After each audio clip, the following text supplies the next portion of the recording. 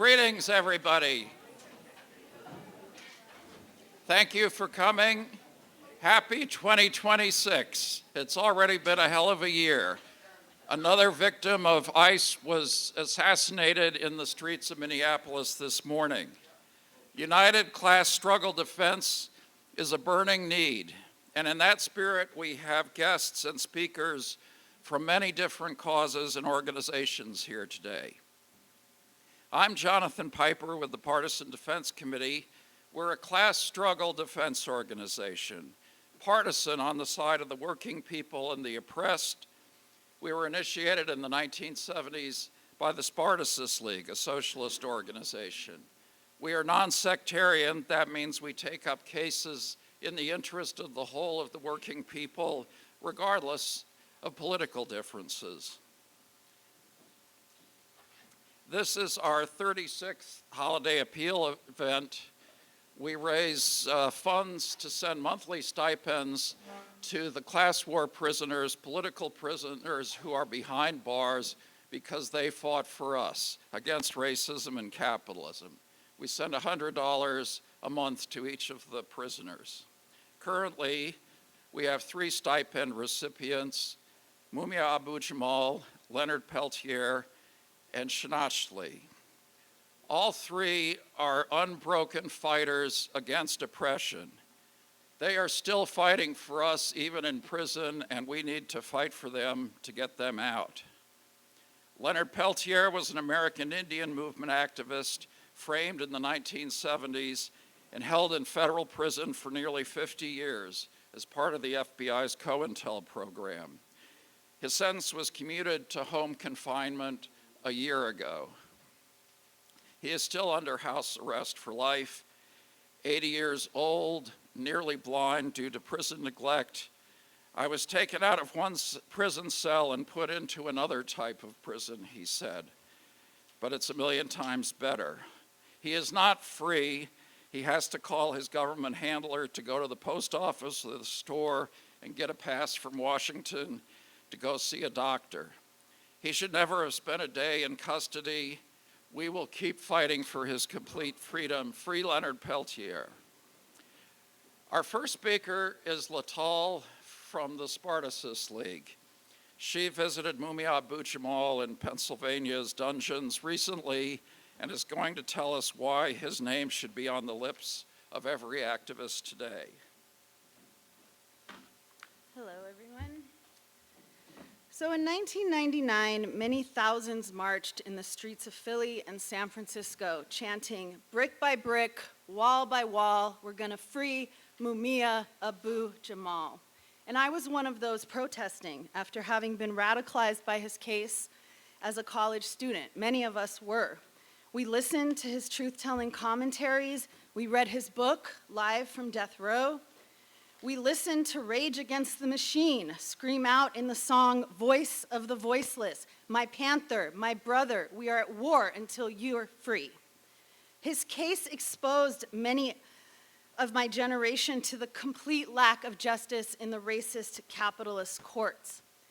Yet today, it is rare to find a young activist who knows who Mumia is. This will not do. We must bring the fight to free Mumia and the lessons of this struggle to this generation of youth who only face increased state repression. The fight for his freedom is connected to the fight against racist cop terror and Black oppression, a key foundation of American capitalism. And obviously, Black people are a key target in Trump's America. So who is Mumia? He is a prize-winning journalist. He was a Black Panther Party spokesman in his youth. He was a supporter of the MOVE organization and defiant opponent of racist state terror. And he was railroaded to death row in 1982 at the hands of Philadelphia's notorious cop and court frame-up machine on false charges of killing Philly police officer Daniel Faulkner. You can better understand the state frame-up and persecution of Mumia by understanding what was happening in the lead-up to and during the early 80s. Reagan became president in 1980, riding a wave of conservative backlash to the civil rights movement. The crushing of the PATCO air traffic controller strike was a defining moment for what was in store for labor struggle and conditions for Black, brown, and white working masses. But a lot of working people supported Reagan, and the entire country had shifted to the right. Reagan's election was also the green light for KKK and Nazi fascists to emerge from their holes. In this period, the decimation of jobs, together with Reagan's austerity measures and, quote, war on crime, brought intensified ghettoization and an increase in gangs, drugs, and racist police terror and occupation. Now, Philly itself was a bastion of racist reaction. The city's capitalist rulers consciously pushed racial divisions to pit white workers against Black workers, and of course this continues today.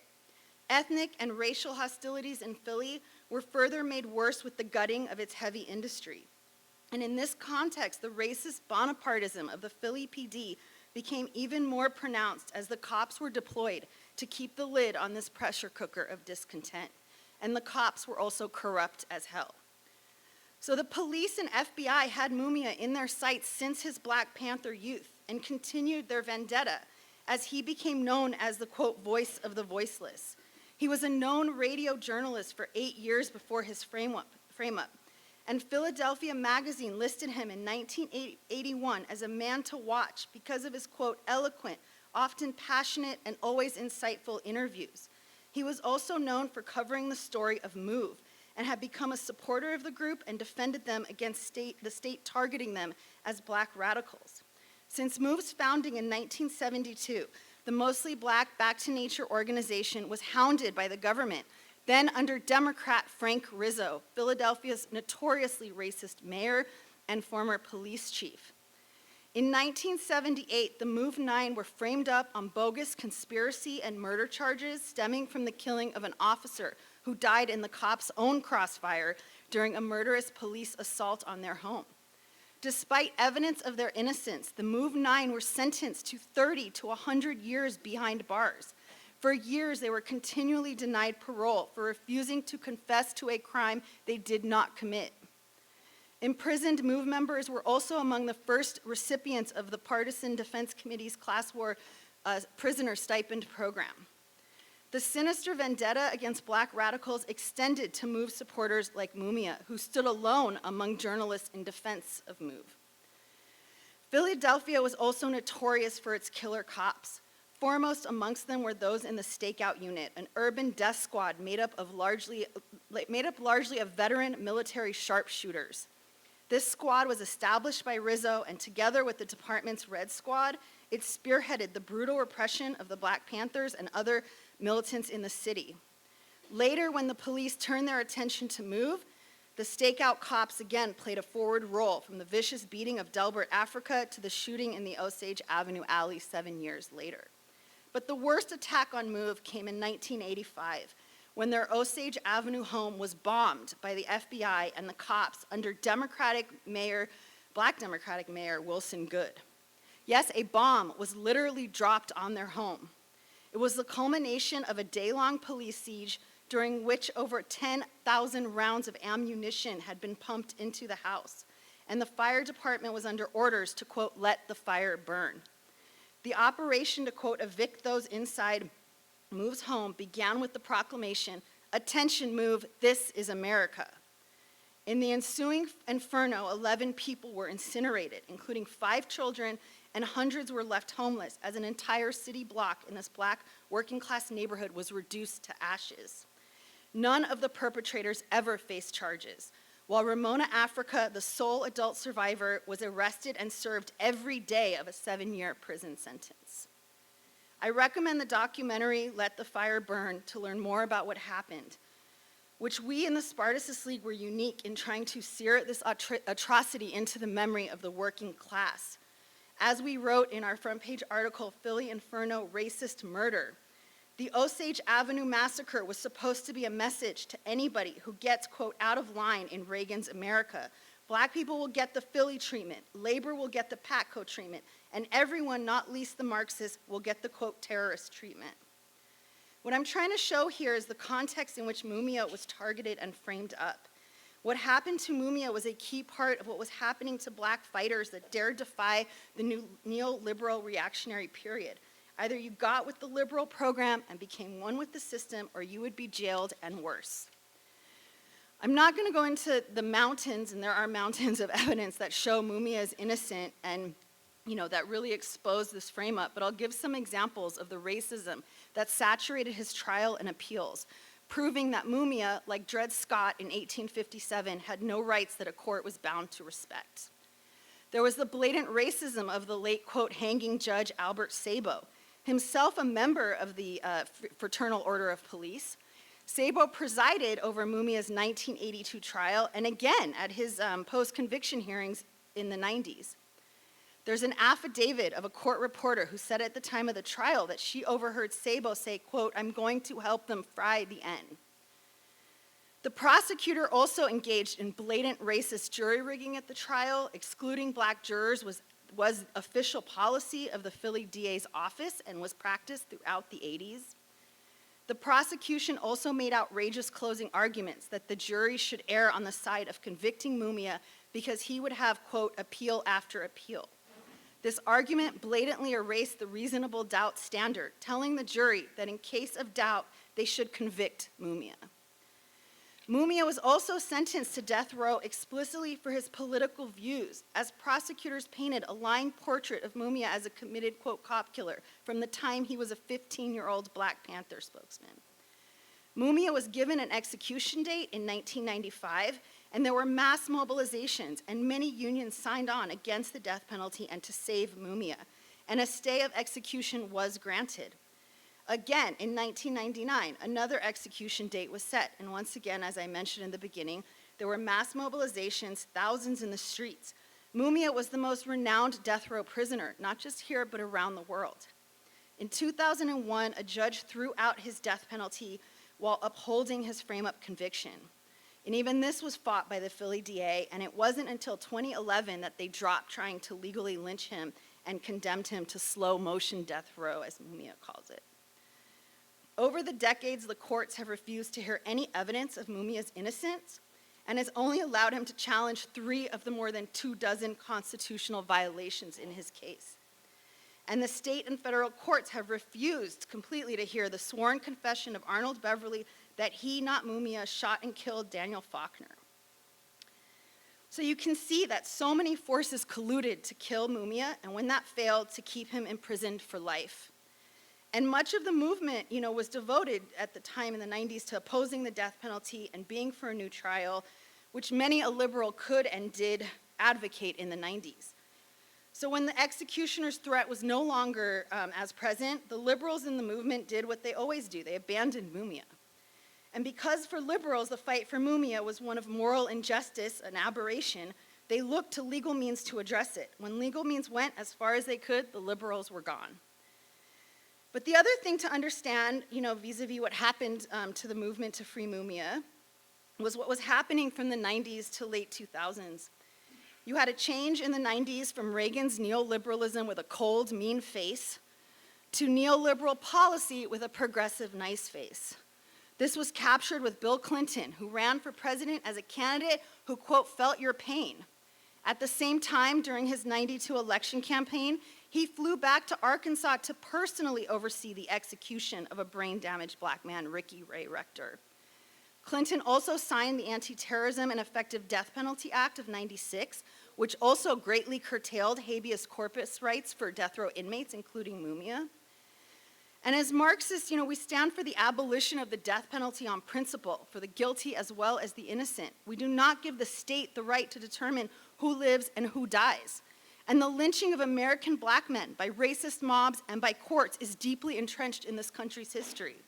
In the US, capital punishment is the lynch rope made legal, with Black people making up over 40% of the death row population.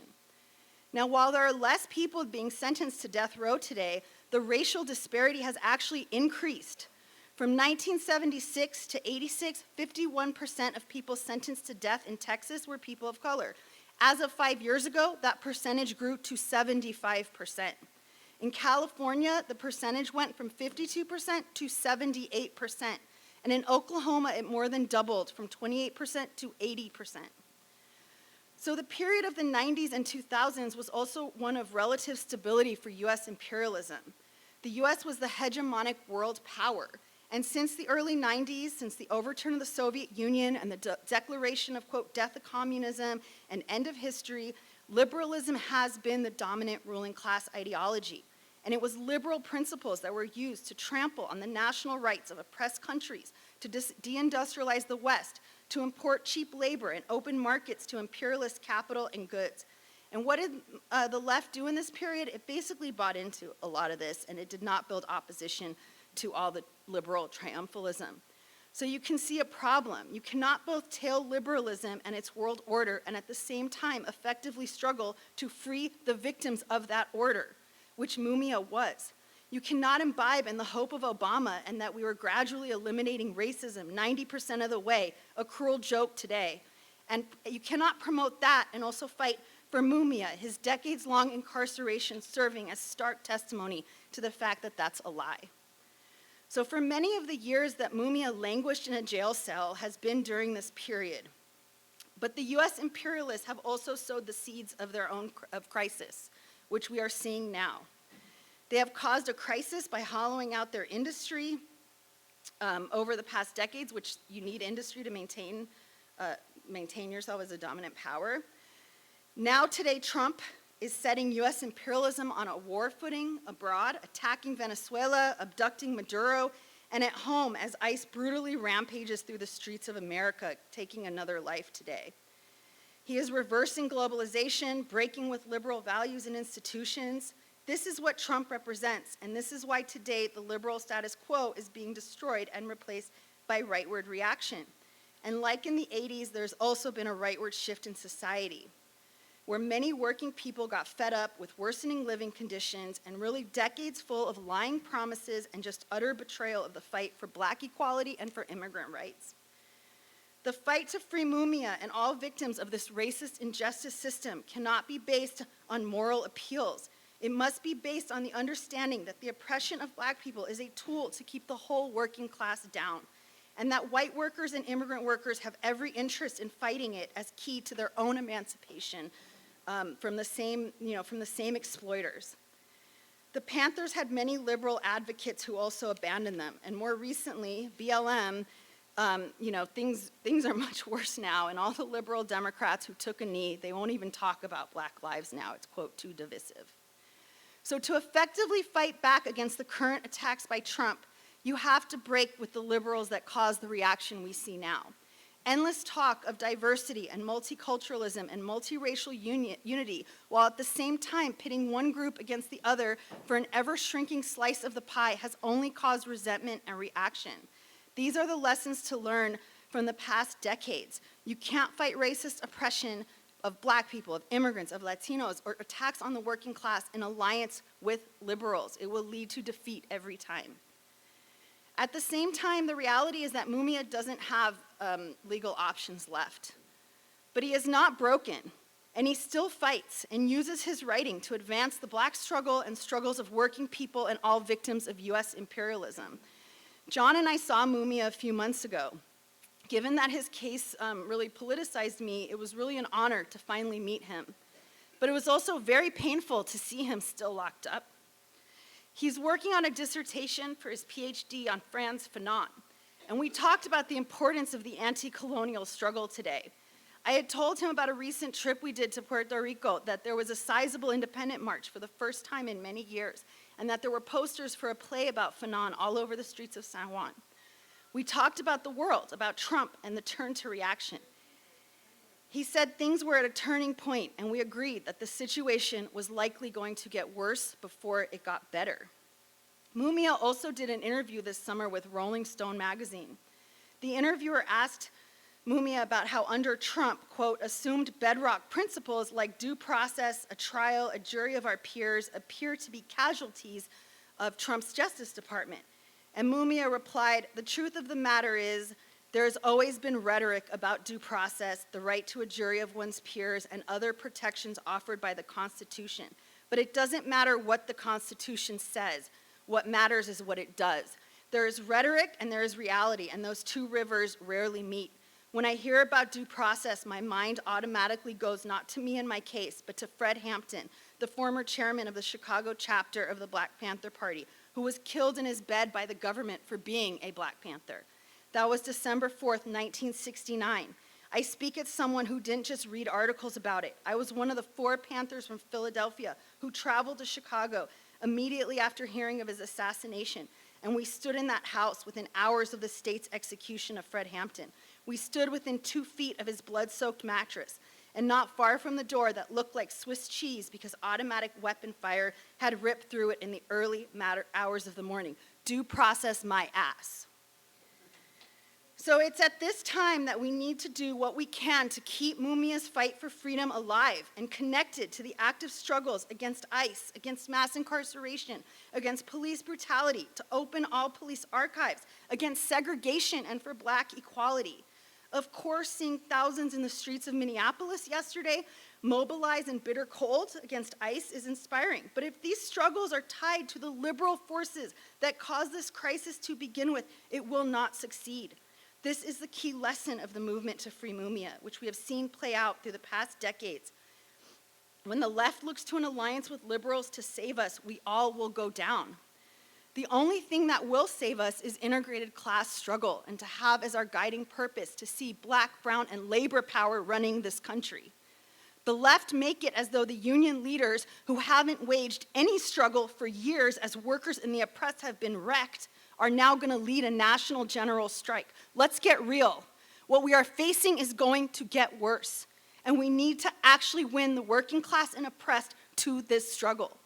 So I'll end with this point from Assata Shakur, another Black freedom fighter who only got out of the state's clutches by successfully fleeing to Cuba, where she recently died. And after her death, many liberals heaped fake praise on her. But you know what? She told the truth. She said, nobody in the world, nobody in history has ever gotten their freedom by appealing to the moral sense of the people who are oppressing them. That understanding is what must guide the new generation of fighters against racist capitalist injustice. We say, free Mumia, free them all.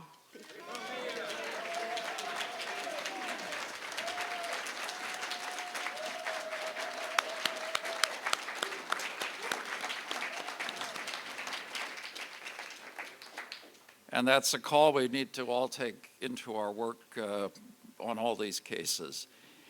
Now we're going to hear greetings from Mumia, once known as the voice of the voiceless, from the prison hell. Holiday greetings to PDC, dear friends and comrades. Happy holidays and welcome to a new year. As we all gather together today, we do so in the shadows of a wave of repression across the nation. State repression based upon naked racism against immigrants from what used to be called the Third World. As this year begins, so too must resistance begin, until it becomes a mighty wave. And now, a few words regarding a Mexican-American political prisoner named Alvaro Luna Hernandez, or Xinachtli, who is also a remarkable jailhouse lawyer, framed for murder back in the 70s. He has worked tirelessly to free other people from the dungeons of the state of Texas. Check out the PDC website for more on this brother who has been in solitary confinement in a cell for over 20 years. By the way, Xinachtli is now encaged in a cell with no running water. Talk about Texas. Free Xinachtli with love, not fear. This is Mumia Abu Jamal. Thank you all. These commentaries are recorded by Prison Radio. And what you see is that with Mumia, it's never all about him. It's about fighting for other victims of the capitalist state. Xinachtli was framed up twice, first in the 70s, and after that frame-up was exposed by the press he was freed, but then they framed him up again when a sheriff pulled a gun on him and he disarmed the sheriff. For that, he was charged with assault and sentenced to 50 years. His people were not able to get greetings from Xinachtli for this year's appeal because he was being moved around the prison system, but he does now have a cell with running water, which I guess is good news these days.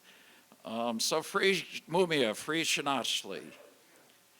Several who were in our stipend program a year ago have been freed since then, which is good news.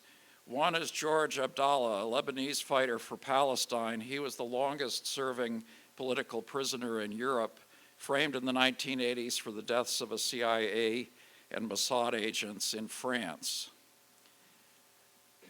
There are other cases that are ongoing that we need to take up and fight so that they don't become class war prisoners in the dungeons.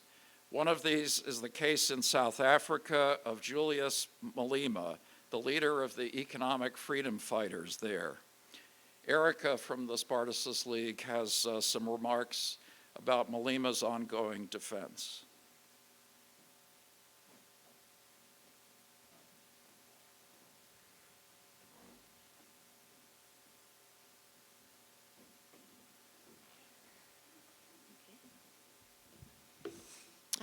Greetings, comrades and friends, and as they say in South Africa, Amandla, away too. So yesterday, the South African government postponed the sentencing of EFF leader Julius Malema until April. However, this means that the fight continues, and we must continue to build support to defend Julius Malema right here in the belly of the beast.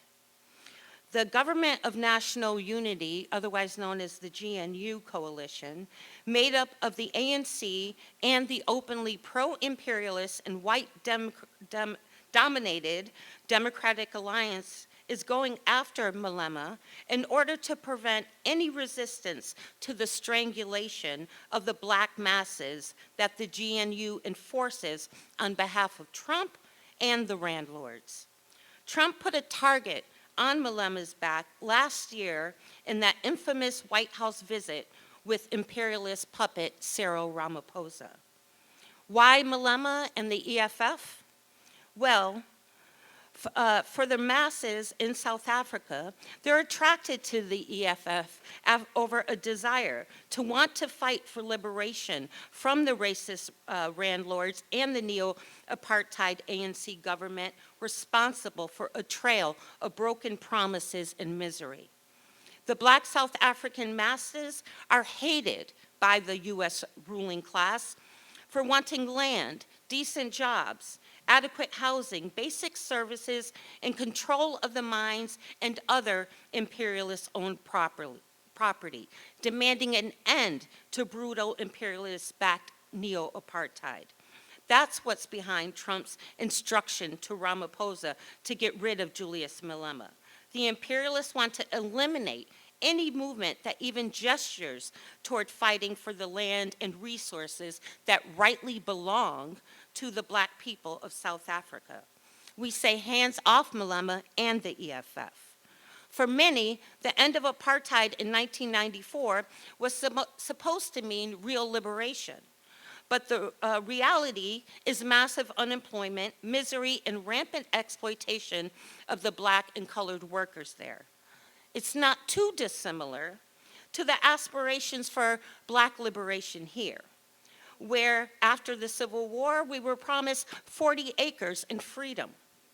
Following that, instead, what we got was over a century and a half of racist capitalist oppression, segregation, and massive state repression, with cops gunning down black and brown people with impunity. Many black people in the US already feel a connection to the black South African masses. There is a natural alliance. They, along with the entire working class here, share a common enemy in US imperialism. They are trying to do to Malema in South Africa what they've done to black and militant political leaders here too, just like Mumia Abu Jamal, locked them away or worse. Trump's crushing and starvation of the black South African masses goes hand in hand with his tightening the noose on the most vulnerable and people here, and the assault on workers' living standards. And the threat to this country's black population is undeniable. But both of these struggles, the struggle for the national liberation of black South Africans and the struggle for black liberation here, have something else in common too. They have been betrayed by those in the union movement and the left who seek alliances with the capitalist rulers and their politicians. Here, that expresses itself with those who try to keep the struggle for black liberation confined to the liberals and the Democratic Party. Which in turn has resulted in turning off many workers who have seen their livelihoods and their lives suffer at the hands of the Democrats and now turn to Trump. This has caused divisions in the working class and especially along racial lines. These polarizations help keep people divided against themselves as Trump launches attacks on immigrants and the unions. And now that the liberal mask has been torn off, and the true face, with Trump at the helm of racist U.S. imperialism exposes itself, from the bombing of Venezuela and kidnapping of Maduro to the continued genocide in Palestine and the attacks on Iran, U.S. imperialism is trying to force the world to line up behind its ambitions, to maintain control over everyone. As the Mandani administration here works hand in hand with the healthcare bosses to freeze out the nurses on strike, and the Trump administration sticks ice on protesters and guns them down in Minneapolis, all of these fights, there's an urgent need, for us to fight against these divisions and build an alliance within the working class. All of the fights you will hear about today, from the fight to free political prisoners, the fight to defend Malema, to release Maduro, to fight against racist cop terror, to defend immigrants against ICE, defend striking workers, they all show that the way out of this mess is to bridge the divisions based on the need for all those under attack to take a united stand against the common enemy in U.S. imperialism. What's urgently needed is to build an anti-imperialist alliance and a united front of working class struggles against these attacks. Now, we have a lot of groups here, and we look forward to talking to you during the course of this and also afterwards about really building the kind of united front defense that's necessary to take on the Trump administration. So we look forward to talking with you, and in the meantime, hands off Malema and South Africa, down with U.S. imperialism, and for a united struggle of black and white workers for black liberation. Thank you.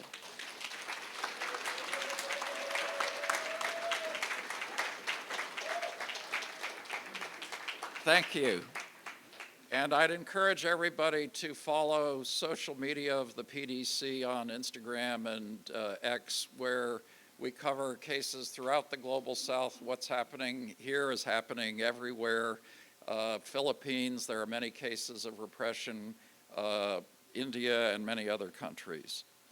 In fact, we received written greetings for the holiday appeal from Partido Obrero, the Workers' Party in Argentina. They have been targets of constant repression by the right-wing Milei regime. Vanina Biasi, one of the leaders of the Workers' Party, is facing serious charges just for comparing Netanyahu to Nazis on social media. So Monica is going to read us the greetings from the Workers' Party.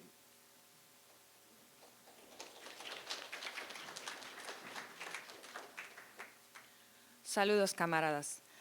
From the Partido Obrero, we salute this act of solidarity with those persecuted for their involvement in the international struggle in support of the Palestinian people in the United States. We suffer the same persecution in Argentina, as do thousands of activists in different countries around the world. We are confident that they are not only failing to silence us, but that hundreds more will be rising up.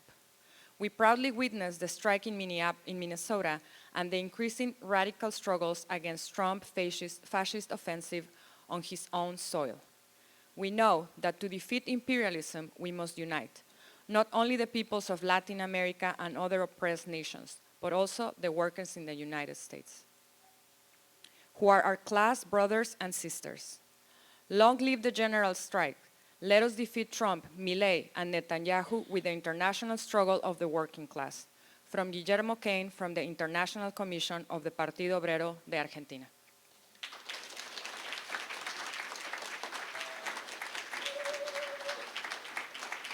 Let's see. Yeah, Lisa Davis, could you come up? Many of us met Lisa Davis in the context of fighting to defend the Uhuru 3 facing a federal witch hunt in Florida for being black nationalists. They were accused for opposing the U.S. in the Ukraine of being agents of Russia. And Lisa of the Back is Black Coalition was down there with us in Tampa fighting to defend them. Now she is facing her own charges for defending Palestinians against genocide in suburban New Jersey. We've been at her court dates and contributed to her legal defense. Here's Lisa Davis. Uhuru, Uhuru. Hands off Uhuru. Hands off Africa. Hands off the Sudan, the Congo, Venezuela, Cuba, Palestine. Down with U.S. imperialism. Overturn colonialism. I want to say, and I will be brief, I'm very appreciative to be here today, and I did have the chance to meet some very strong comrades through the deliberate persecution of the Uhuru 3, led by Chairman Amal and started under the Demon Rats, the Democratic Party.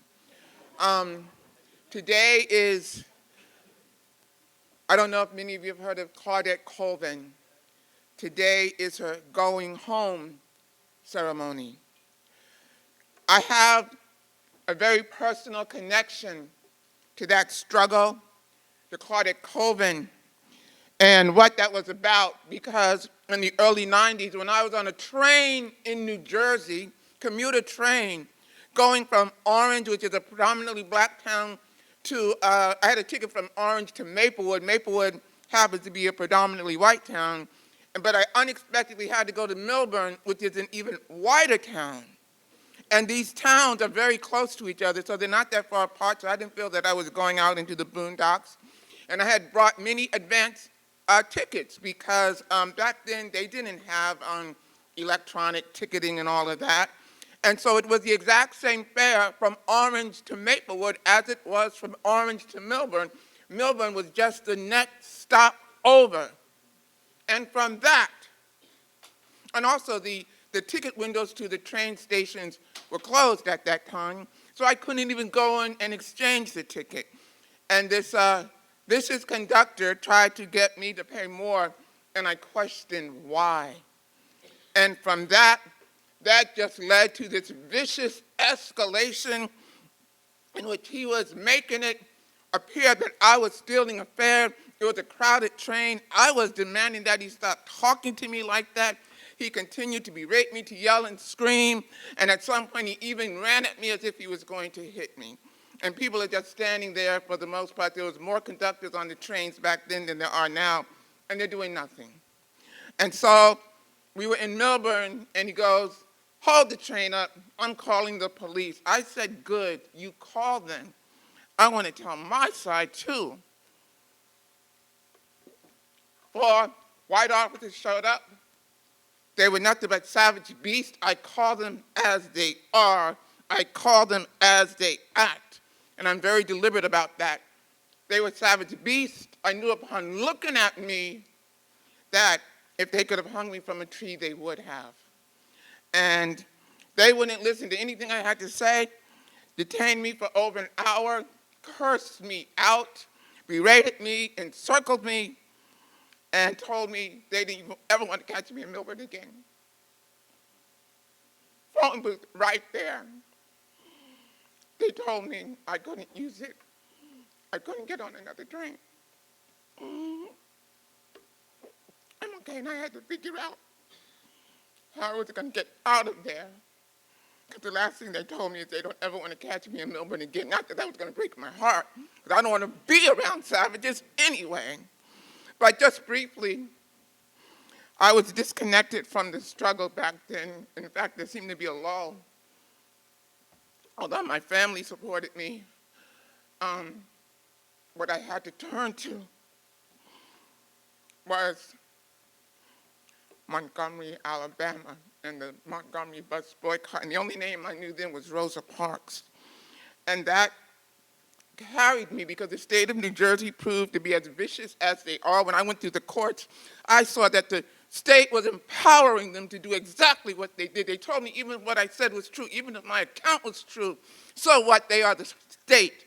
And the Attorney General's office let it be known that you could write up false police reports and that they could call people any kind of word they want, including the word, I'm just going to say the full word, nigger. They put that in writing for me. I never said they called me that. But the Attorney General did call me that. And that office has not changed. So fast forward to today. I was about to say I'm in Palestine. I was at a pro-Palestine rally. I didn't organize it. If I did organize it, I would have said I organized it. But I didn't.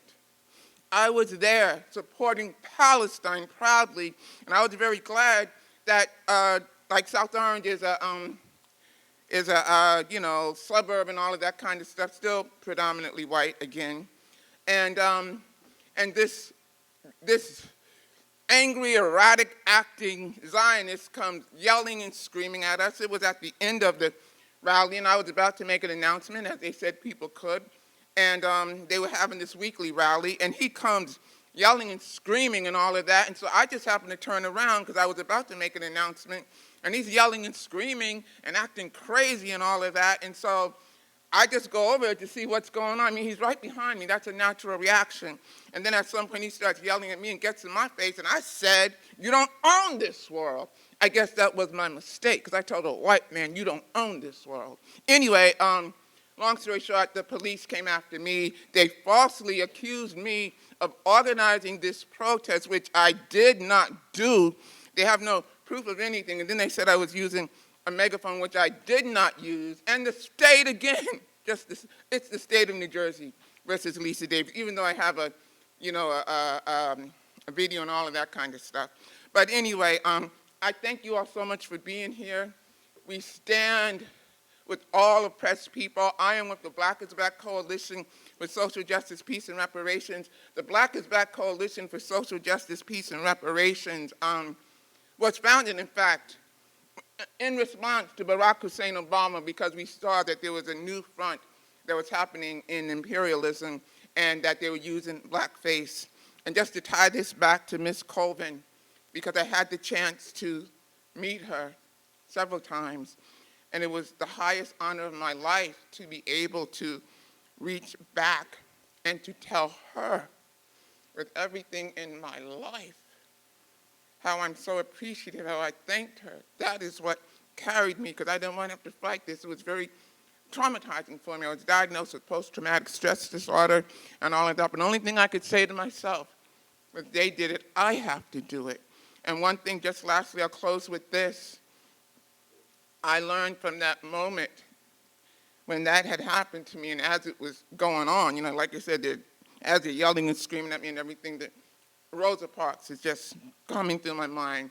I didn't know at that time that there were so many more people involved, but I learned this much, that they told what happened with the Montgomery bus boycott, that the myth that evolved was something that was done in a way to just disempower people. It was told in the most disempowering people, and it went out as black people wanting to sit in the front of the bus because they wanted to sit near white people.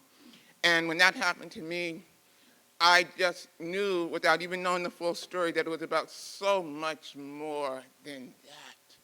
And I just had the chance to, like I said, get to know Ms. Colvin a little bit and other people who were involved, and it was the highest honor of my life. And the truth of the matter is that it was everyday people who were fed up. Black people had no one on their side but us, which was enough. But we didn't have no vote. We couldn't vote it out. We couldn't vote. We didn't have the Democrats or Republicans. But we rose up and we fought. And that is the story that needs to be really told. King had nobody behind him. But anyway, I just want to thank everybody so much, and thank you. Thank you, Lisa. Now, I want to shout out to trade unionists that we have here today, longshoremen, Teamsters, we have SEIU, 1199, transit workers. And there's a strike, big strike going on in this city. Thousands of nurses who have been on the picket lines. A shout out to all the people that have been out on their picket lines supporting the strike. And one of those is Edith of Hospital Workers Building Union Power, who's our next speaker.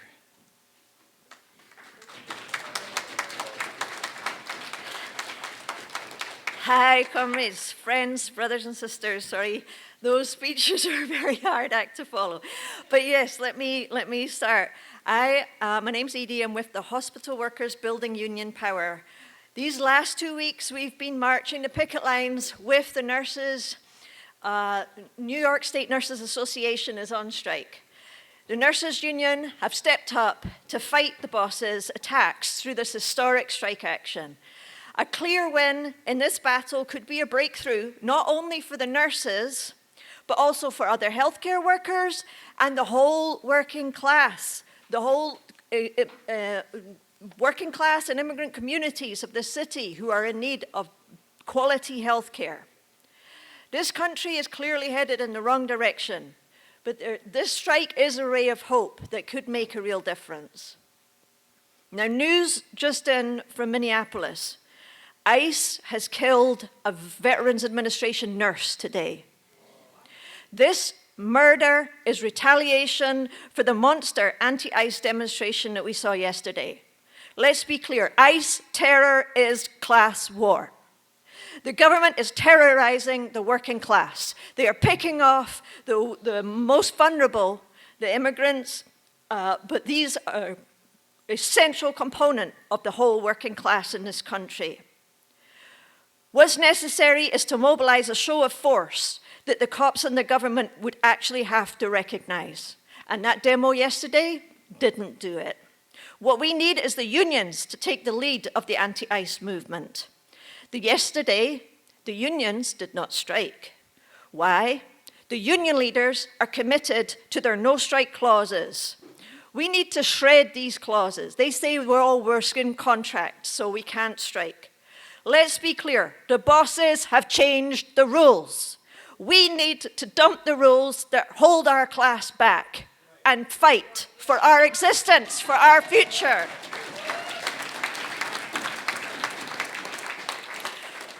New York nurses are up against the titans of Wall Street, and they don't give a damn about the healthcare of the workers who make the city run.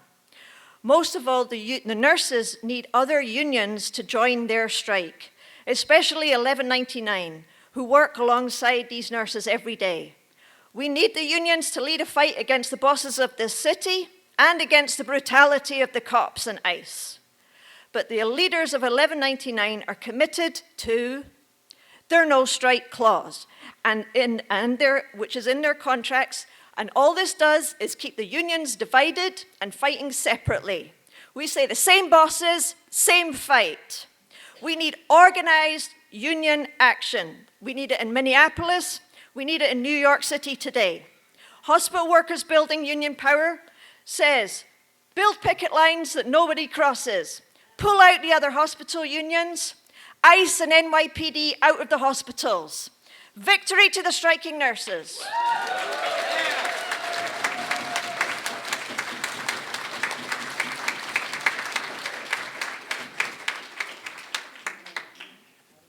One of our ongoing campaigns is the fight to open police archives. We have a number of families here today of victims of the cop terror, and I'd like to call up the family and relatives of Saniyah Cheatham and friends, Pierre and Poppy, Justice for Poppy, Justice for Justice for Saniyah. If your relatives and friends could come up and we'll talk about these cases as well as Eric Dupre.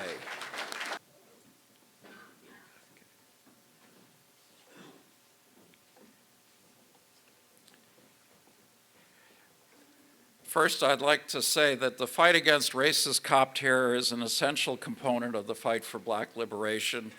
We need to rebuild the movement against cop terror, and we aim to do that around the demand to open all the police archives. This is an elementary act of self-defense for the ghetto and barrio masses against the cops, the armed fist of the capitalist state. Families of victims want answer, and this also puts the so-called progressives and liberals on the spot. Are you going to side with the victims, or are you going to side with the cops and their right to privacy? For the first time in nearly a decade, one of the NYPD killer cops is on trial, the cooler killer cop who killed Eric Dupre in the Bronx. While Dupre was riding through a park in the Bronx on his scooter, an undercover narcotics sergeant threw a 40-pound chest of ice at his head, killing him instantly. This is a case that was only brought because of protest and because of a video of the killing was released. For 2 years, Open Police Archives Committee and Black Lives Matter of Greater New York have been rallying at each court date with a large militant rally the first day of trial 2 weeks ago. We have been mobilizing at court Monday through Thursdays to show support for Eric Dupre's family, who couldn't be here today. The police union has also been there every day for their killer cop, and it's important to keep turning out to fill the courtroom. Now, a couple of things that have come out was that the cops confiscated all the video equipment that caught the killing on video so it wouldn't become public. Then Wednesday, they closed the courtroom so an undercover cop could testify in secret without public scrutiny. This is why we need to have no illusions in the courts, cops, prosecutors. Now, the next family to speak will be Sheena Burnett of the Pierre case in Brooklyn. So let's hear it for Sheena Burnett.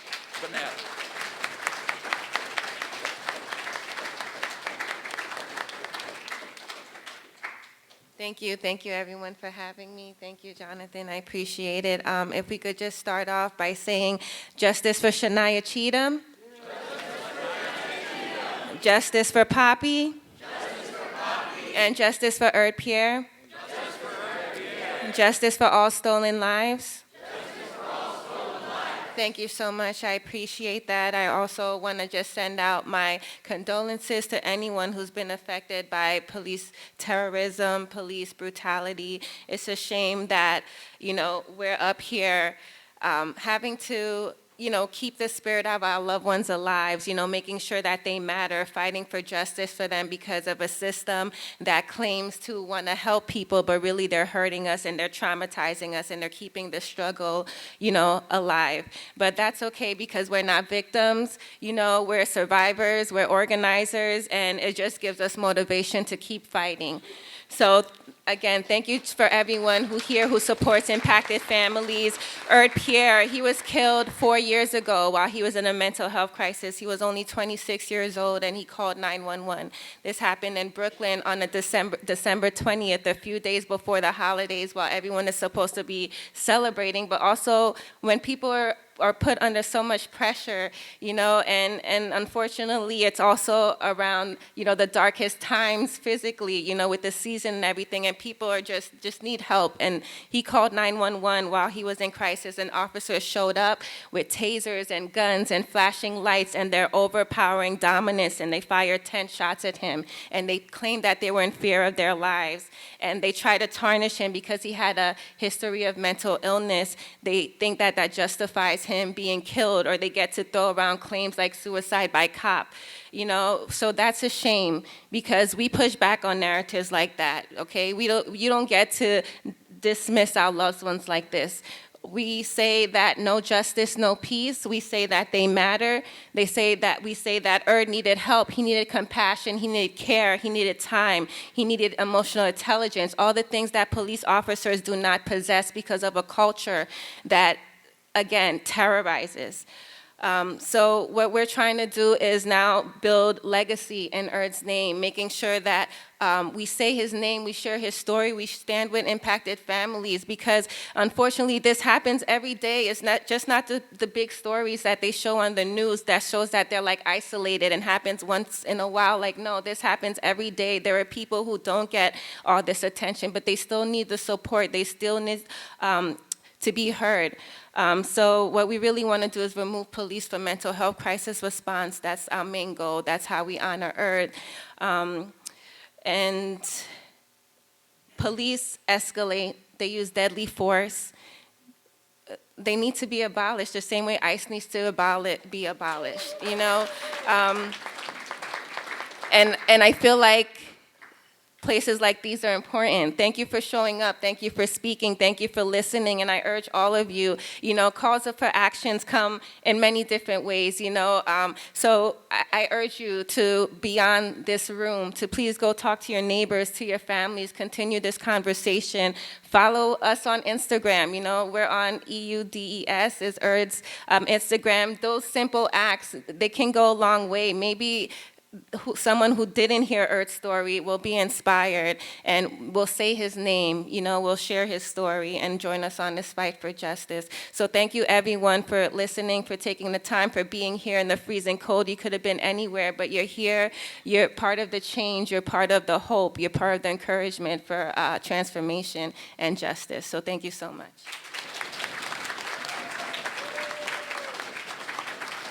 And thank you, Sheena. Ashley Dulce is the widow of Jason Poppy Phillips, who died in New York State prisons. Ashley.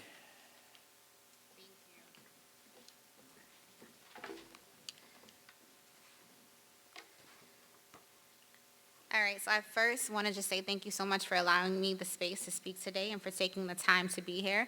I echo on what she said. You could have been anywhere today, especially in this cold, but thank you so much for braving the cold and coming out to be a part of this cause. My name is Ashley. I'm the wife of Jason Phillips. He is affectionately known as Poppy. That was a name given to him from birth. And I want to just take a moment to humanize him, because I think too often Black and brown people, especially people in prison, are not seen as human. So I want to take a moment to really humanize him and really capture who he is.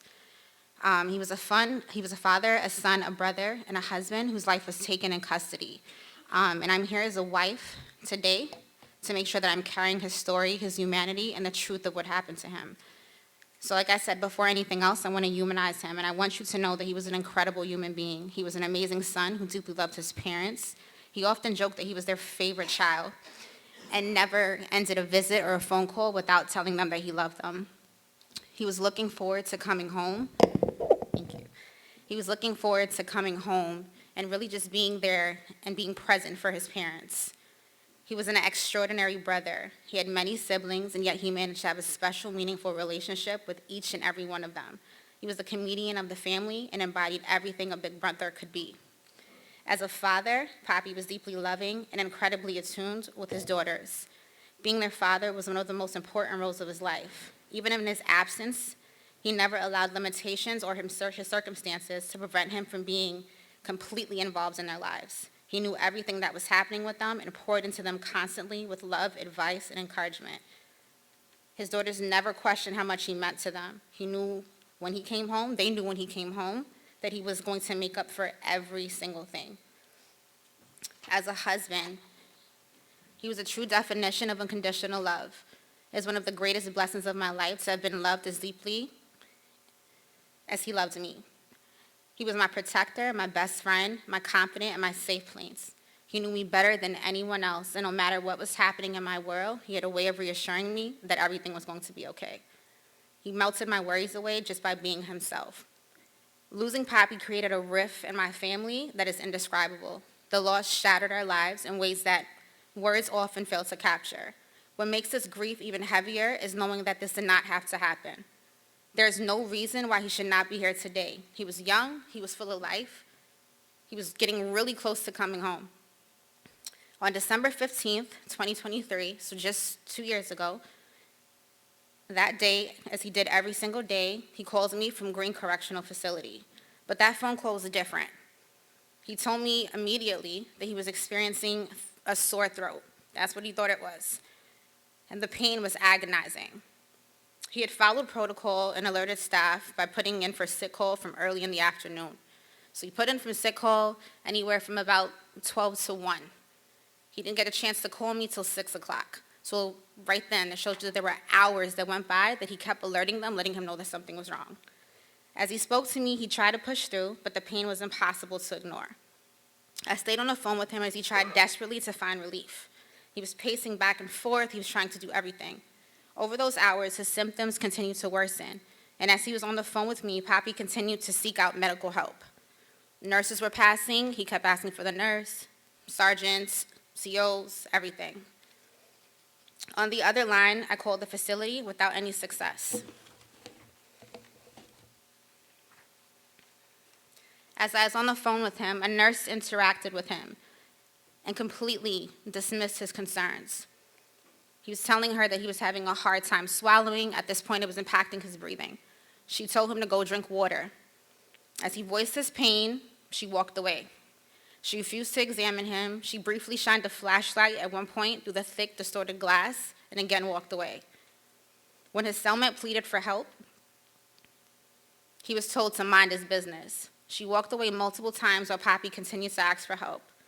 Finally, a relative of Papi, his cousin, who's a nurse practitioner, I got in touch with her, and she was able to some way, through some strike of luck, she was able to get in touch with the facility. She managed to get someone who told her that he was going to alert the proper people to go see him. That help never came. At approximately 9 p.m., Papi told me that he loves me. I had no idea that would be the last time that I ever got to hear his voice. After he got off the phone, witnesses then shared with me the next day that his condition rapidly declined. His cellmate and others on the floor banged and kicked their cell doors, screaming for help because they knew that he was having a medical emergency. So I want you just to think of a prison and how it's structured and the echoes and how loud it gets when you have a floor of men banging down cell doors, yelling for help for him. They heard this. They continued to pass, and they did nothing. Correctional officers, a sergeant, and medical staff, those sworn to provide care, stood feet away and chose neglect. I now have the footage, and I can see the interaction of my husband's last moments. Even during shift change, despite the clear seriousness of his condition, there was delay after delay. One officer even acknowledged on surveillance that the situation was severe, stating that someone was going to die that night. Despite this acknowledgement, meaningful action was not taken, and my husband, in fact, did die that night. Eventually, my husband turned blue and collapsed. The cause of death was an infection to the epiglottis. His windpipe literally became blocked, and he suffocated to death. I want to note that this is a condition most seen in children. With simple antibiotics, he would be fine. Had the nurse taken a moment, showed compassion, or just did her job, she would have noticed that. As he realized, my husband, that he was not going to receive the help that he needed to survive, his cellmate, recounted his last words, telling him that to make sure that he added my number on his list so that he could inform me and his daughters that he loves us. He collapsed and died on a cold cell floor without his family by his side. His body remained there as people walked past. Officers at one point yelled at his lifeless body to get up. Officers instructed his cellmate to move his body, and his cellmate refused, stating clearly that Papi was dead.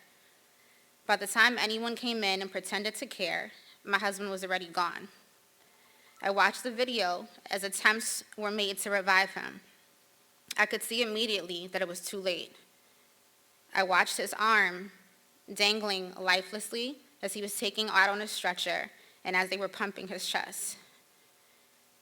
Losing someone this close to you shatters your entire existence. Grief lives on so many different levels. So you grieve the life that you had before. You grieve the future that was planned out. Some days it's incredibly difficult to find purpose or meaning in anything at all.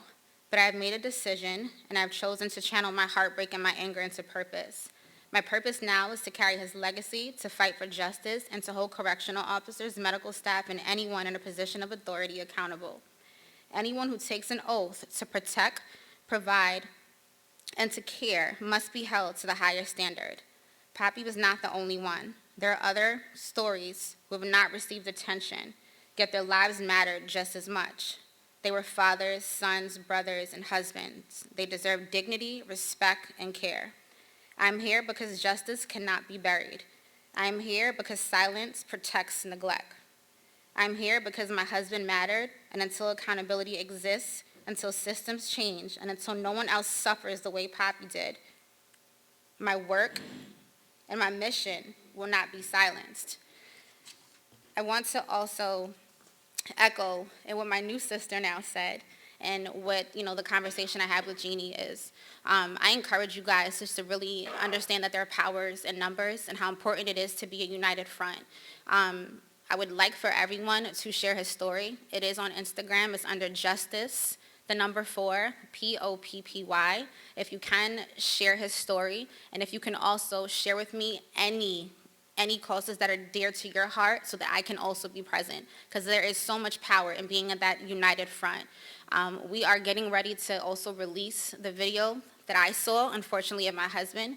We are getting ready to release that video, and as heartbreaking as it is, I also understand the importance of it getting out there, right, so that people can be held accountable and so that these kind of things stop happening. After my husband passed away, Robert Brooks then was brutalized in prison. Xinachtli was another case. And I want you to understand that these are cases that have been publicized. These things have been going on before my husband's death and clearly after my husband's death. So it's important that we are on the front lines and we are demanding justice, and that we are seeing people behind bars as humans, because that's what they are. They are worthy of love. They are worthy of second chances. They are worthy of dignity and respect. So thank you guys again for being here and for having me.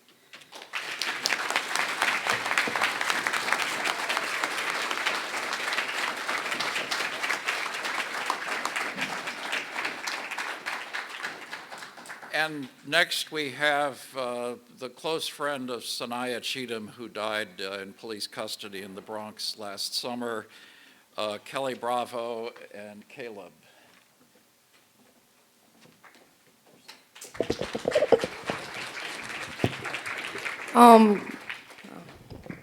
Justice for Saniyah Cheatham, justice for Ed Pierre, and justice for Papi.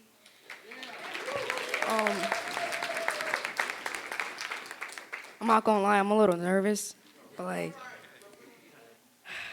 my name is Kelly. I am 16 years old, and I'm standing here today for only one reason: to talk about my friend Saniyah Cheatham, what happened to her, and why her case matters. Saniyah wasn't just my friend; she was a part of my life. She was someone I talked to, someone I laughed with, someone who existed in my everyday world. She wasn't a headline to me. She wasn't a statistic. She was real, and she was killed by the police the day after I turned 16. The day before, it was my birthday. I had just turned 16. We spoke. Everything felt normal. I was just a kid, still thinking about being 16, thinking about life, thinking about the future. And the very next day, my friend was gone. The day I was celebrating my life, the next day I was grieving hers. That's something that never leaves you. Every birthday I have from now on will always be connected to that moment. Turning 16 was supposed to be happy. Instead of it changed the moment, my whole world changed. Saniyah was killed by the police, who are supposed to protect us, and the truth still doesn't sit right with me. Police are meant to serve and protect, but in her case, they became the reason she's no longer here. That's police brutality, and calling it anything else doesn't change what it is. What hurts just as much as losing her is what happened afterwards: the silence, the waiting, the lack of clear answers. It felt like her life wasn't treated with urgency. Like time mattered more than truth. Like if enough time passed, people would stop asking questions and move on. But how do you move on from your friend being killed? I was only 16, trying to understand how Someone I spoke to one day can be gone the next, trying to understand how police can take a life and still be protected by the same system that failed to protect hers. Trying to understand how we're expected to trust a system that keeps doing this and asking us to stay calm about it. Saniyah's case didn't just affect me, it affected her family who wake up every single day without her. It affected her friends who feel her absence everywhere. It affected our community, especially young people who now walk outside with fear instead of safety, who tense up when they see police instead of feeling protected. It changed how we move. It changed how we think. It changed how we feel safe. Oh, I already said that. I don't see the world the same anymore. I don't feel the same anymore. I had to grow up faster than I should have because my friend was killed, and no one was held accountable right away. I didn't choose this road. I didn't want my teenage years to look like this. I didn't want my teenage years to look like this, but when your friend is taken by police violence, you either stay quiet or you fight. I choose to fight, still here talking about Saniyah to raise awareness for her case because justice doesn't happen when people stop paying attention. I'm still here saying her name because silence is exactly what allows police brutality to continue. I'm still here because my friend deserves more than be forgotten or reduced to a case file. Police brutality isn't just something you see on the news, it's personal, it's a phone call, it's a loss, it's a birthday that you'll never feel the same again. As a 16-year-old here standing in front of you carrying the pain that shouldn't exist, every time I talk about Saniyah, it hurts. Every time I say her name, it reminds me that anything can be taken away from you in the blink of an eye. But I will keep doing it because she deserves someone to speak when she couldn't. Saniyah deserves to live. Saniyah deserves to grow up. Saniyah deserves to be protected, not closed. I need everyone here to understand this isn't about my pain. This isn't about accountability. This is about a system that keeps killing people and then asking us to accept it. This is about refusing to let police brutality be normal. Saniyah Cheatham mattered. She was loved, her life had value, and as long as I'm here, I will keep fighting for her and I will keep telling her story and will not let her name be forgotten. Forever long live Saniyah Cheatham, forever long live Edie, and forever long live Poppy.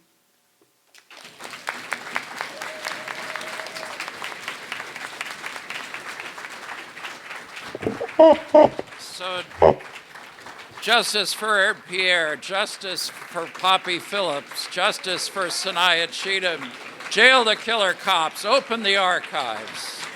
Thank you.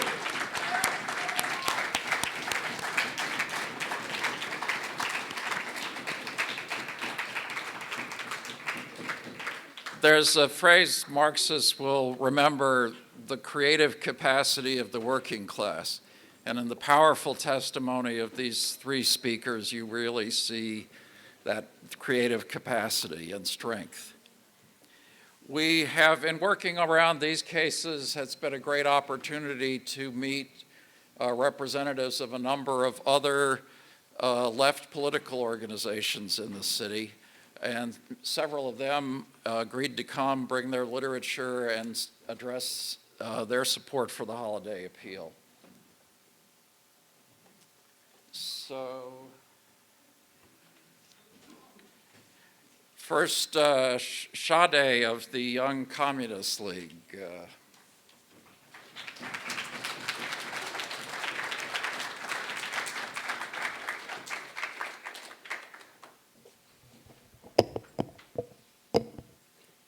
Hola, buenas tardes. How you doing? Good afternoon.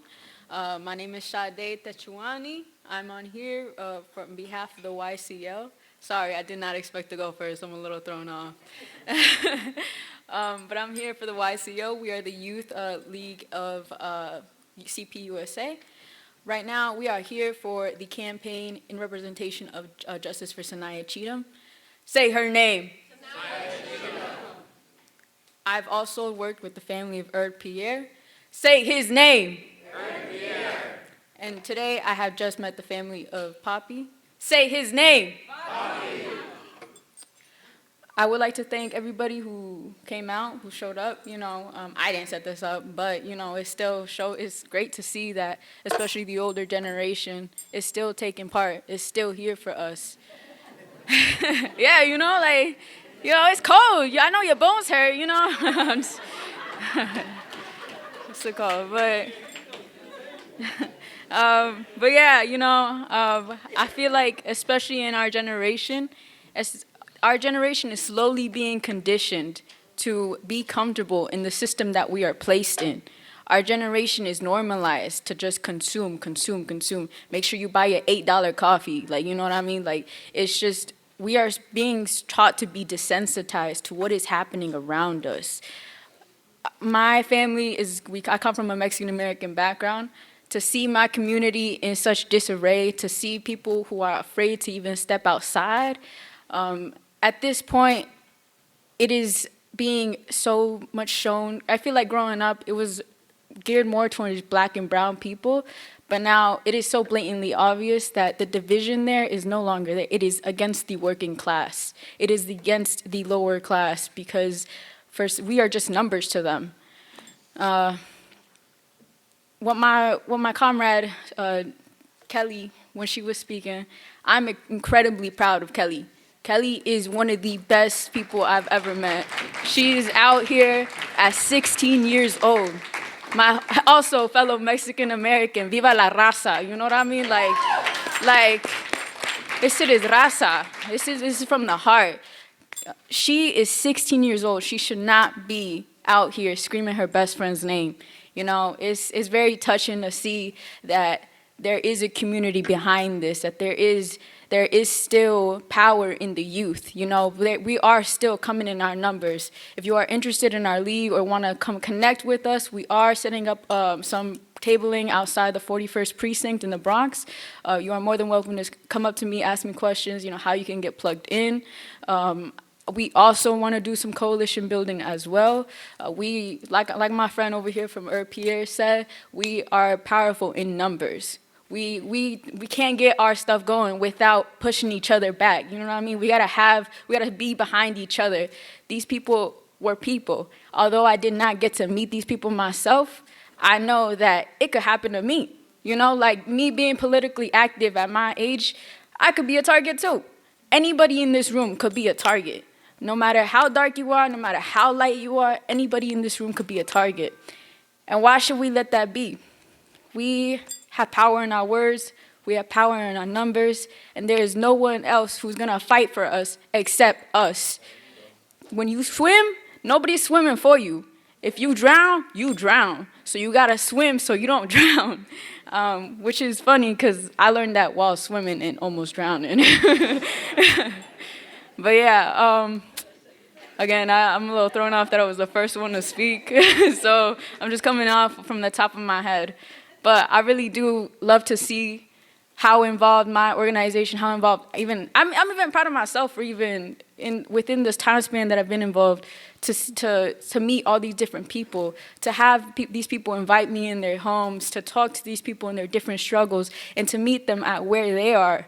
You know, it's easy to pass by somebody on the street and not really think much of it. But what you don't know is maybe that person, was affected by police brutality. Maybe that person is in a housing crisis right now. I think it is very important that we build community, especially at events like this. It is important to say hi, good morning to your neighbors. I think especially in a city like this, it's normal to just walk past people without even saying hi. But in Mexico, bro, you pass somebody and you're not even saying hi, we looking at you weird. You know what I mean? So I think little acts like this can build community. If we don't show each other, if we don't show up for each other, solo el pueblo, puedes hablar el pueblo, you know what I mean? It's only the people from that city can save the city. But yeah, my bad for all this unorganized talking, but thank you again for the opportunity to speak. Yeah, viva la raza!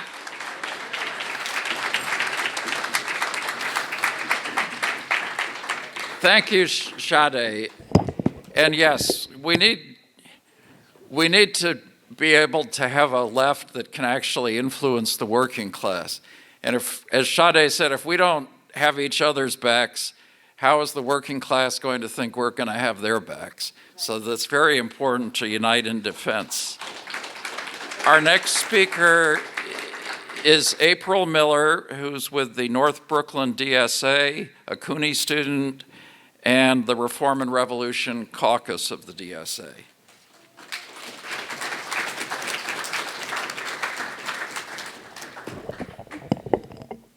Hey, comrades and friends. Thanks to everybody who's shared their stories, who's spoken, and to the comrades of the SL and the PDC for inviting me and Reform and Revolution to attend. Unfortunately, only I could make it. The two other comrades who were going to come went to the emergency demonstration instead. But yeah, Reform and Revolution, we're a revolutionary Marxist caucus in DSA, which is a very hard life to live. Thank you. Jokes are part of revolutionary optimism, I think. Yeah, the work that comrades in the Partisan Defense Committee and the Open Police Archives campaign are doing is really important and increasingly necessary, more so than it already was. And I think we can all agree that we're in a dire period. The question in front of us is how we can unite our defensive struggles into a working class counteroffensive that can take on the racist capitalist state. And, you know, many of us in this room can recall Trotsky's refrain, right, that the historical crisis of mankind is the crisis of revolutionary leadership. But what form is this crisis taking today? Decades of defeat, especially after the counter-revolution in the USSR, have metastasized this crisis from one of formal leadership to a crisis of organization and consciousness. How do we meet that crisis? Socialists and labor militants have a dual task ahead of us: to build a fighting socialist leadership and to rebuild the power and organization of the working class and the oppressed. And these tasks are inextricable from one another. The 2020 crisis and uprising showed just how deficient of a state the left was and is in. All the left met that explosive political moment with more of the same, retreading all of the same well-worn, police-approved protest routes. And in the coming upsurge, it is our duty to make sure that that failure doesn't happen again. We have a new mayor in New York City. Some of us in this room assuredly have some different views on Zoran. One thing I think we can agree on is that 100,000 people actively volunteering for a self-identified socialist and over 1 million people voting for him speaks to the fact that there's a serious opportunity in this moment of political crisis and tumult to put forward a revolutionary political alternative to reach these layers of people who have been activated in the mass movements through these electoral campaigns and, bring them into organization, into, a fighting political alternative, independent of and opposed to the Democrats, and that means building a new mass independent socialist party.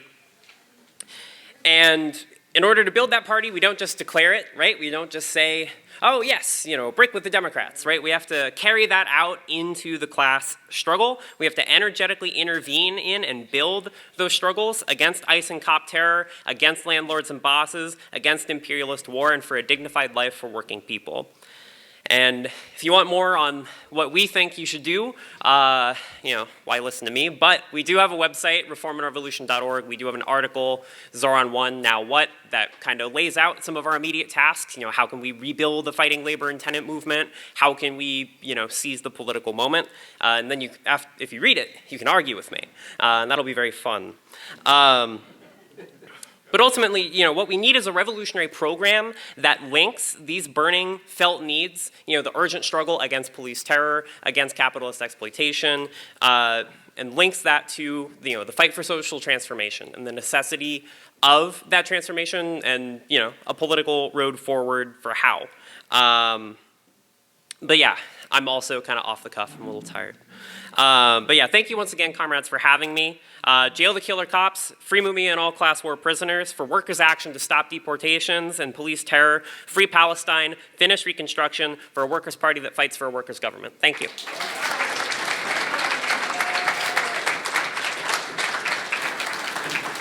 Thank you. And our next speaker is Ryan of the Maoist Communist Union, who we met at the picket lines, I believe.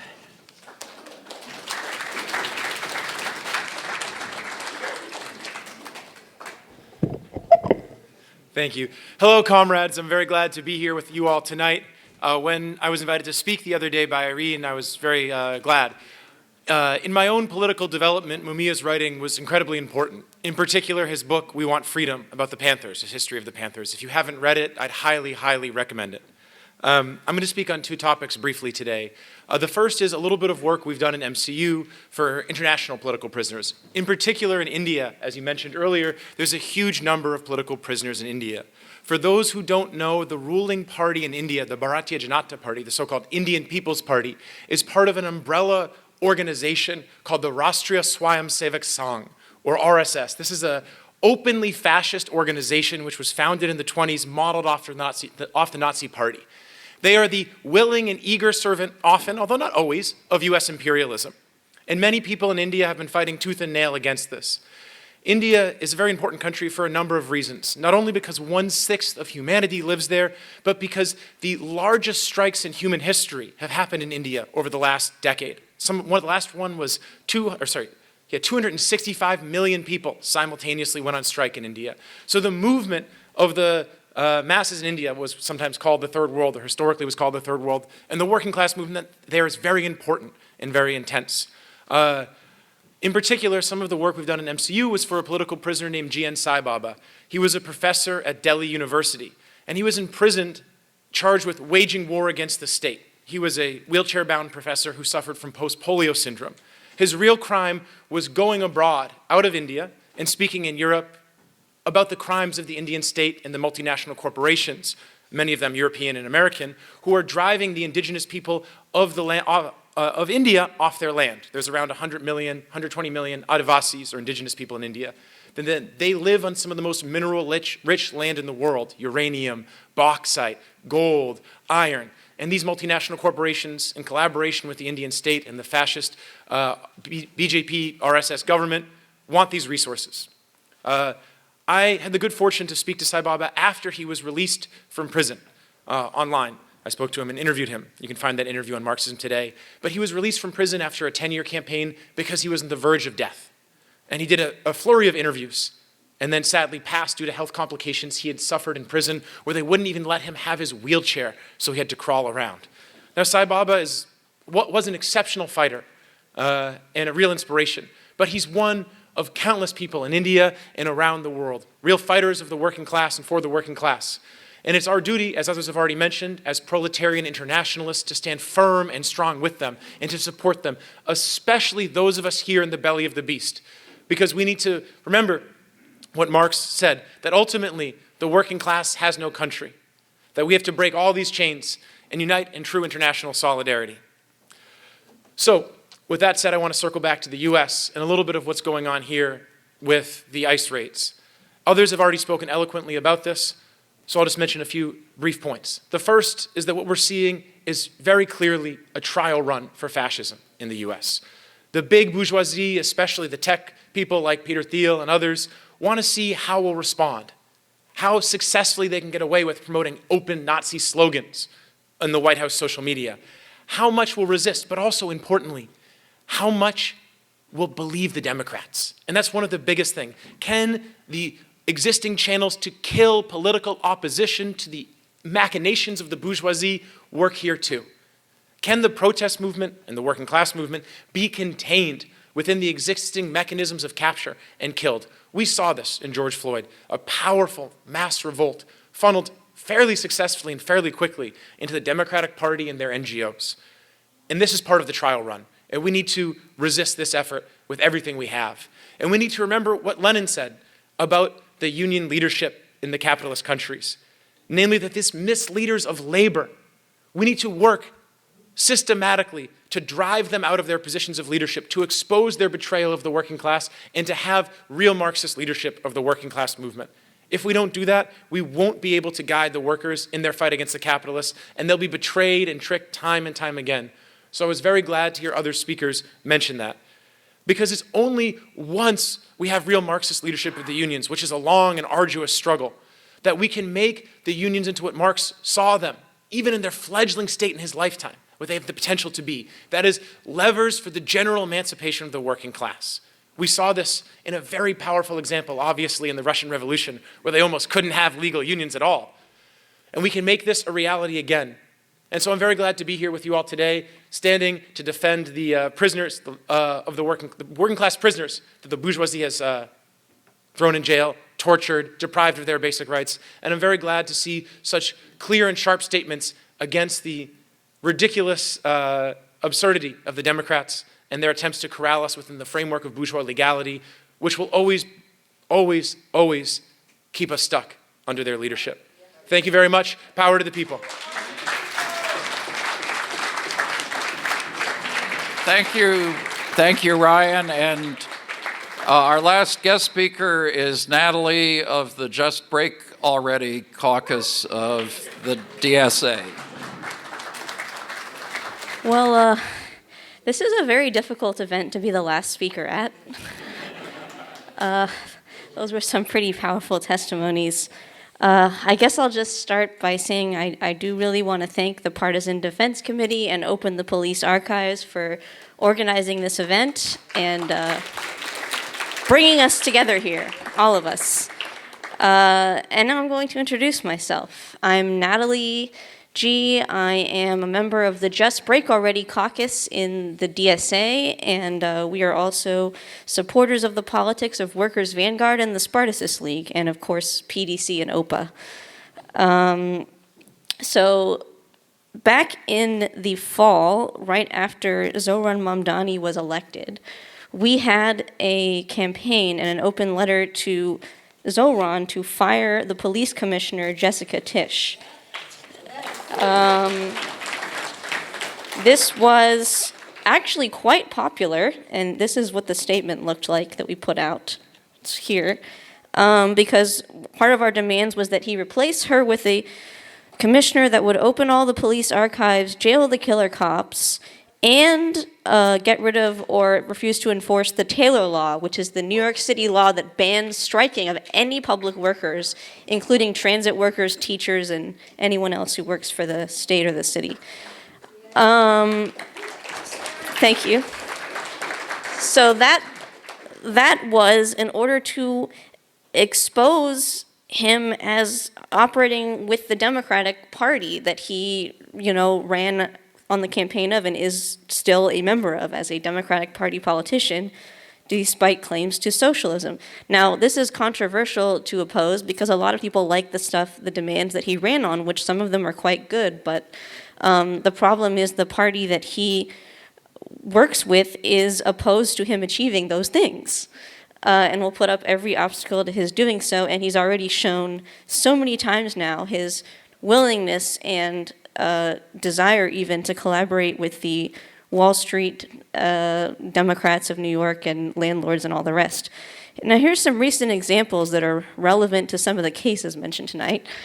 So there was a meeting he had with Trump, that was one of the first ones, which some people thought, oh, maybe he's gonna give Trump some kind of opposition, but he came out of it with Trump praising him as being such a great guy, so clearly some kind of a capitulation went on in there.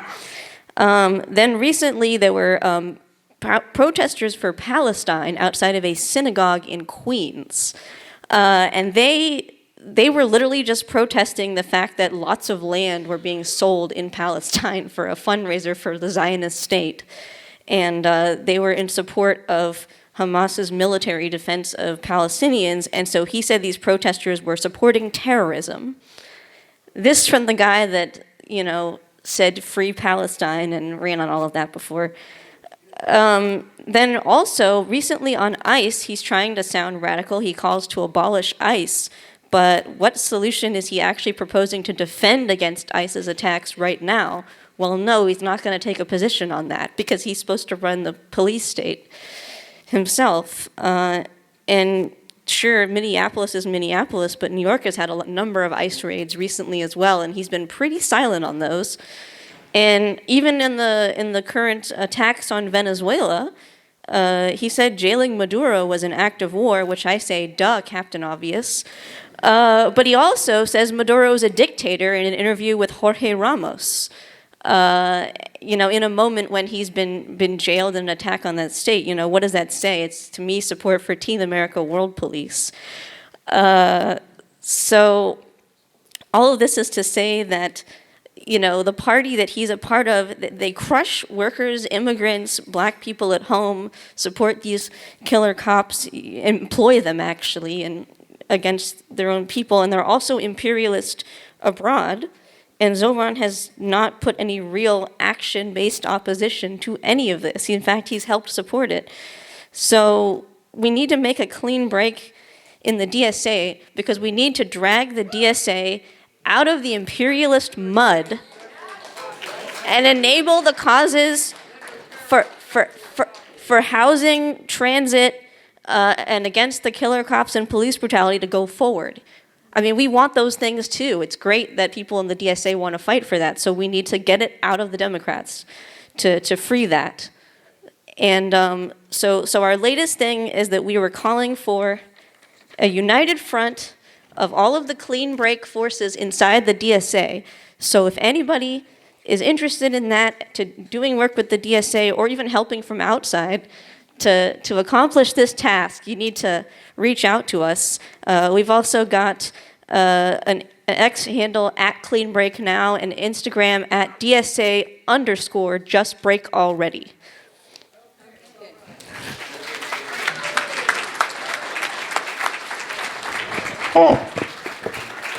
Thank you, Natalie. And obviously we're way over, but I do want to make a plug for the defense of the Prairie Land defendants in Texas who go on trial next month. They were outside an ICE facility July 4th, setting off fireworks to let people know they were not forgotten. And now they're being charged with material support to terrorism. It's the front line of Trump's attempts to tarnish the entire left, all his opponents, as terrorists, and we've given to their defense and support it. If you like what you hear today, you should learn more about the politics and history of the Partisan Defense Committee, the Spartacist League, and many other groups that have spoken here today have left their literature on the tables as well. Now, class struggle defense costs money, and we appreciate your support tonight, but there are sheets on the table. Where do we get our money? We get it from working people like you, trade unions, and if you can become a sustainer or just make a one-time donation, it will help us to do this work. Thanks to all the speakers. Please stick around, check out the tables and the food, and continue the political discussions here in the room, and then we'll be going out after.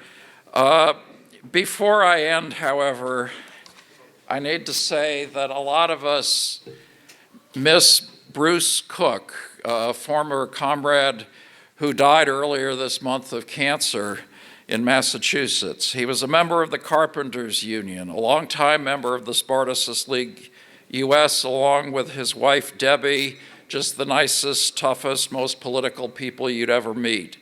They were here together last year, and Debbie couldn't make it down because of the blizzard.